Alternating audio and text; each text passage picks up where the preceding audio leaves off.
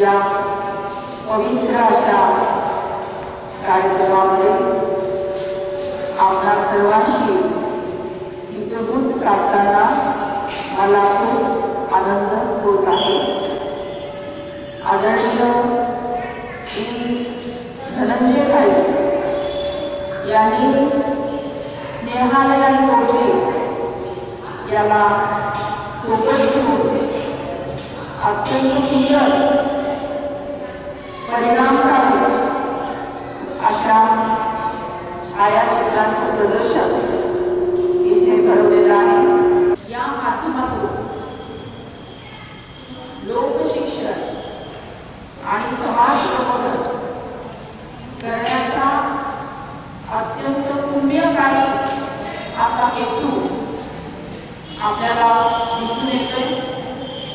सर्वप्रथम मी स्नेहालयाच्या संपूर्ण टीमचं त्यांचे टीम लीडर आदरणीय धनंजय भाईंचं खूप खूप मनपूर्वक अभिनंदन करते आणि आपण ही जोरदार टाळ्यांनी त्यांचं अभिनंदन करावे। आपण एकीकडे म्हणतो भारतीय संस्कृती किती आघात आहे, नवरात्रीचा उत्सव येऊन घातलेला आहे, देवी देवी म्हणून तिची पूजा करण्याचं ढोंग केलं जातं, नाहीतर मग दासी म्हणून तिला तुळलं जातं, पण माणूस म्हणून तिला जगवलं सुद्धा जात नाहीये। स्त्री असो किंवा पुरुष, आपण सर्व आधी माणूस, स्त्री असो किंवा पुरुष, आपण सर्व आधी माणूस, हे खरं लक्षात ठेवलं पाहिजे। पण ते न ठेवता आपल्याकडे अशी वाईट अशी परिस्थिती निर्माण झाली आहे आणि त्याच्यावर मात करणं आवश्यक आहे।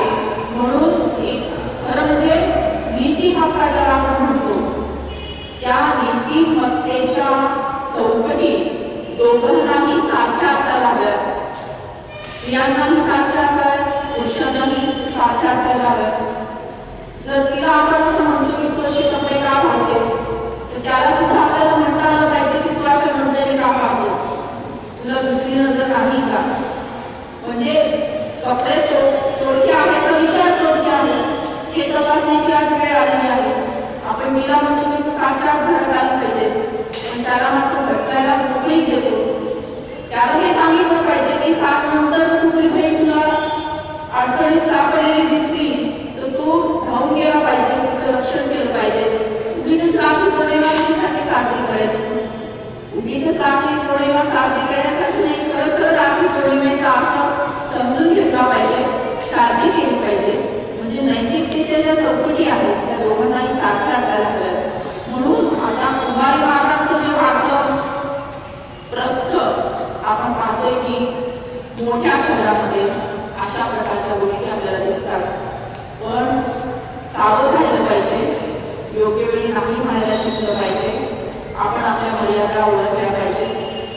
आता लक्ष्मण रेषा नको पण सीता रेषा आपल्याला शिकलं पाहिजे. आता रेषा आपल्याला शिकलं पाहिजे. आपल्याला सगळ्या गोष्टीच्या मर्यादा आपण स्वतः स्वयंशिस्त कोणासाठी, आपल्यासाठी, आपल्या स्वतःसाठी पाळणं आवश्यक आहे. नवरात्रीचा उत्सव येऊन घातलेला आहे. थोड्या दिवसात देशभर नवरात्रीचा उत्सव आपण साजरा करणार आहोत. त्या निमित्ताने रांगोळ्या काढणार आहोत, अखंड दीप लावणार आहोत, जागर करणार आहोत, उपवास करणार आहोत, आराधना करणार आहोत, पूजा करणार आहोत. म्हणजे एकीकडे देवी म्हणून आपण स्त्री शक्तीचा जागर करायचा म्हणून देवीची पूजा अर्चना करणार आहोत आणि दुसरीकडे मात्र गर्भात असलेल्या चिमुकलीला कायमचे संपवण आहे. खरं म्हणजे काय गुन्हा आहे तिचा? काय तिने चुकी केली आहे का? काय तिचा अपराध आहे का? काय तिने गुन्हा केलेला आहे का? नाही. ती जी चिमुकली आहे, जी आईच्या उदरात आहे, जी आईच्या पोटासाठी, ती आपल्या आईला म्हणते की आई, तुमचं बाबांचं, आजींचं, आजोबांचं म्हणणं काल रात्री ऐकलं मी आहे. तुम्ही सगळ्यांनी मिळून ठरवले ना की उद्या मला डॉक्टर काकांकडे घेऊन जायचे. नको काही नको, असं करू नको ग.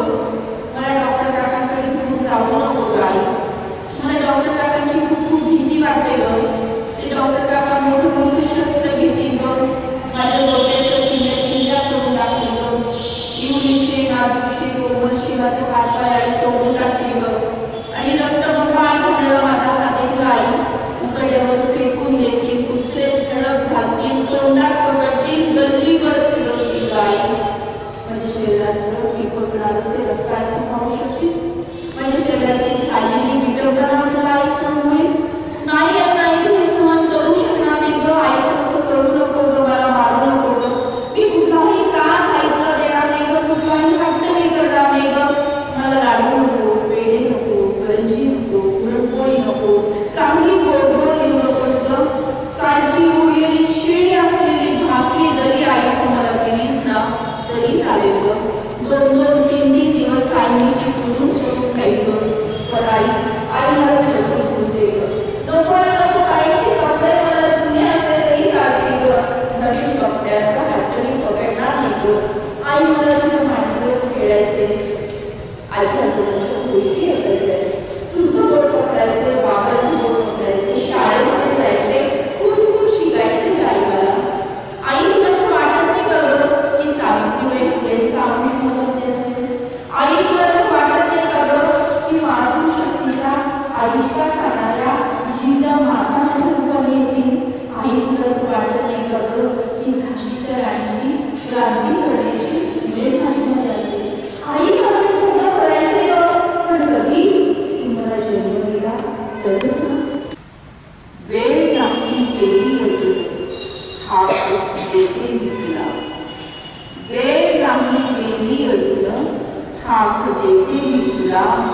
खुडू नको कळी आई, खुडू नको कळी आई. देश घडवायचा आहे मला, देश.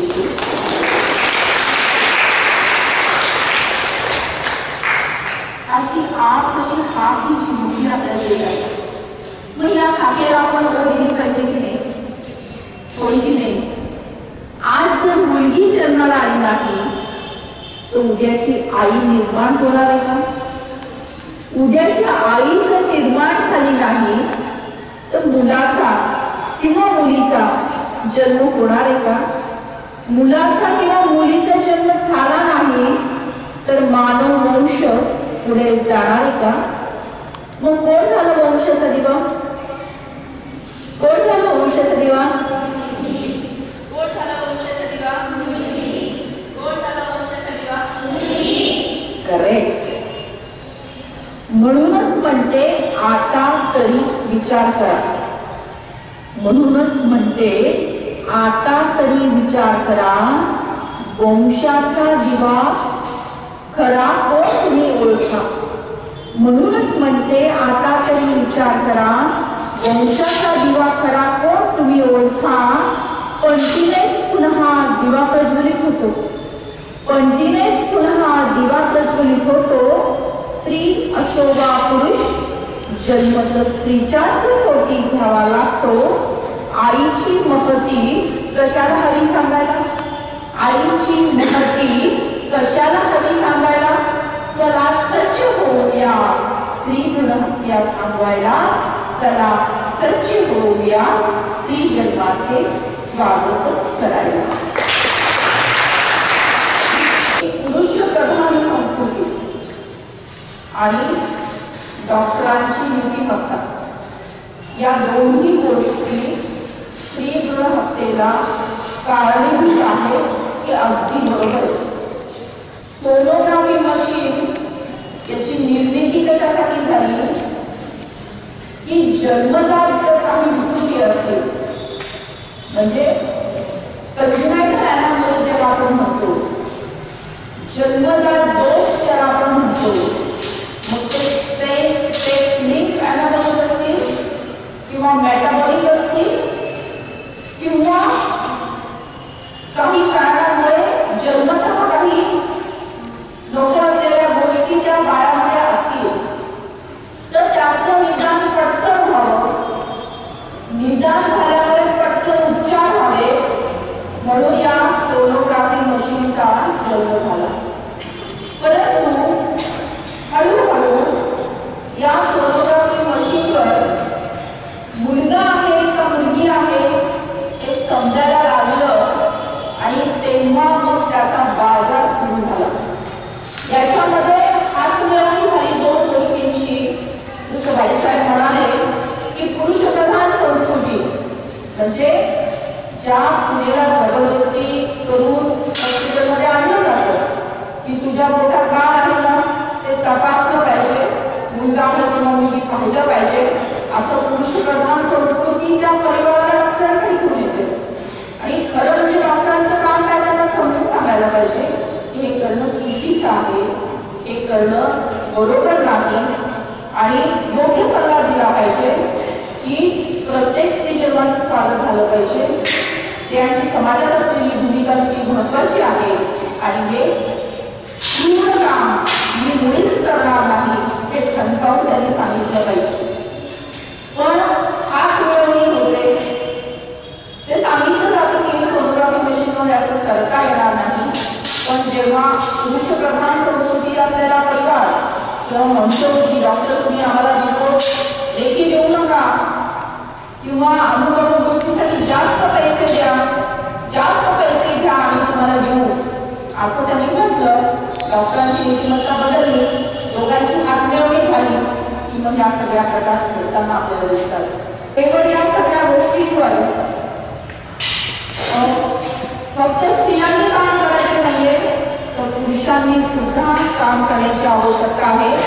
हा प्रश्न केवळ स्त्रियांचा प्रश्न नाहीये, तर हा प्रश्न एकूण समाजाचा प्रश्न आहे. ही लढाई स्त्री विरुद्ध पुरुषांची नाहीये किंवा ही लढाई पुरुषांविरुद्ध स्त्रीची नाहीये, ही लढाई विकृती विरुद्ध संस्कृतीची लढाई आहे. म्हणून समाजातल्या प्रत्येक घटकांनी, जसं आता धनंजय भाई आहेत, तुम्ही सगळेजण आहात, सगळी पुरुष मंडळी इथे जी बसलेली आहेत ती या अभियानामध्ये सहभागी झालेली आहेत, तर हा खूप मोठा ठेवा आहे, कारण हा सामाजिक प्रश्न आहे. म्हणून समाजातल्या प्रत्येक घटकांनी एकत्र येऊन काम करण्याची खूप आवश्यकता आहे. इथं बसलेल्या सगळ्यांनी केवळ एवढं जरी ठरवलं की माझ्या कुटुंबाची मी जबाबदारी घेईन, एवढं जरी केलं तरी खूप झालं. एवढं जरी केलं तरी पण खूप खूप खूप मोठं पुण्याचं काम करणार आहे. म्हणून मी नेहमी विनंती करत असते की केवळ ऐकू नका तर काहीतरी कृती करा. त्या कृतीमध्ये एक छोटी योजना आहे की जे प्रत्येक जण करू शकतं. त्या योजनेचं नाव आहे 1 रुपयाची जादू योजना. त्या योजनेचे नाव आहे 1 रुपयाची जादू योजना. समजा आपण असं उदाहरण म्हणून घेऊया ही या सांगलीची स्नेहालयाची संस्था, किंवा उदाहरण म्हणून घेऊया रोटरी क्लब. मग या दोघांनी, या दोन संस्थेनी जर ठरवलं की आमची जितकी काही सभासद आहेत त्या सभासदांच्या कुटुंबियांमध्ये एकही स्त्रीभ्रूण हत्या होणार नाही आणि प्रत्येक स्त्री जन्माचे आम्ही स्वागत करू असा संकल्प त्यांनी केला. आणि त्यासोबतच प्रत्येक मुलीच्या जन्माचा कन्या जन्म आनंद सोहळा साजरा करू. म्हणजे असं की सर्वसाधारणपणे समाजामध्ये आपण असं चित्र पाहतो की मुलगा झाला की आनंद व्यक्त होतो, पेढे वाटले जातात, व्हॉट्सअपवर इकडे तिकडे मेसेजेस पाठवले जातात, फोन केले जातात. पण मुलगी जन्माला आली तर मात्र आईपासून घरातले सगळे उदास होतात, निराश होतात आणि कोणाला काही सांगतच नाही काय झालं काय नाही वगैरे.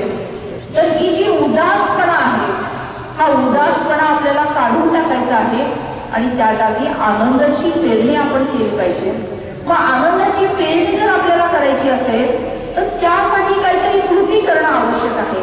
मग ती कृती कशा माध्यमातून करायची? तर कृती ती 1 रुपयाच्या माध्यमातून करायची. म्हणजे त्या फॅमिलीमध्ये जर मुलगी जन्माला आली तर त्या संस्थेच्या प्रत्येक सभासदांनी 1-1 रुपया कॉन्ट्रीब्युशन द्यायचं आणि एकंदरीत जमा झालेल्या रकमेमधून मुलीला जपलं घ्यायचं आहे, आईची खणानारळाने ओटी भरायची आहे आणि सासूबाईंचं पण फूल आणि नारळ देऊन सन्मान करायचा आहे. अशा प्रकारचा कन्या जन्म आनंद सोहळा साजरा करण्याची सवय आणि सवयीतून संस्कार हे आपल्याला घडवायचे आहे आणि त्यासाठी ही पहिली पायरी आहे. म्हणून मी अभिनंदन करेन स्नेहालय परिवाराचं की त्यांनी संकल्प केलेला आहे आज असा ठराव घेण्याचा की कन्या जन्म आनंद सोहळा 1 रुपयाची जादू योजना असा ठराव घेण्याचा संकल्प स्नेहालय परिवार सांगली यांनी केलेला आहे. त्यांचं आपण जोरदार टाळ्यांनी अभिनंदन करूया. स्त्री जन्माचे स्वागत करा, कन्या जन्म आनंद सोहळा करा. सांगली स्नेहालय या संस्थेमार्फत मी हे मान्य करतो. त्याचा ठराव पहिला वाचला होता. स्त्रियांची घटती संख्या अनेक सामाजिक संकटे निर्माण करीत आहे. गर्भात झालेल्या मुलीला जन्मापूर्वीच मरण टाकण्याचे वाईट कर्म आजूबाजूला घडताना दिसत आहे. ते होऊ नये म्हणून व्यापक जागृतीची गरज आहे. त्यासाठी आम्ही चित्रप्रदर्शन व स्पर्धा भरवल्या. त्यामध्ये अनेक युवती सहभाग झाले व सोबतच आम्ही स्त्री जन्माचे स्वागत करा या चळवळीच्या प्रणेत्या डॉक्टर सुधाकर यांना निमंत्रित केले. त्यांनी जागृतीबरोबर कृती कार्यक्रम समजावून सांगितला. त्याप्रमाणे आम्ही खालील ठराव घेत आहोत. ठराव असा आहे, आमच्या स्नेहालय सांगली सभासदांच्या कुटुंबियांमध्ये एकही स्त्री भ्रूण हत्या होणार नाही याची मी आम्ही त्यांना दक्षता देऊ इच्छितो आणि कन्याजन्म आनंद सोहळा साजरा करू. त्यासाठी 1 रुपयाची जादूची योजना सुद्धा आम्ही राबवू असा ठराव आपल्या सर्वांच्या मध्ये आता यांना देत आहे.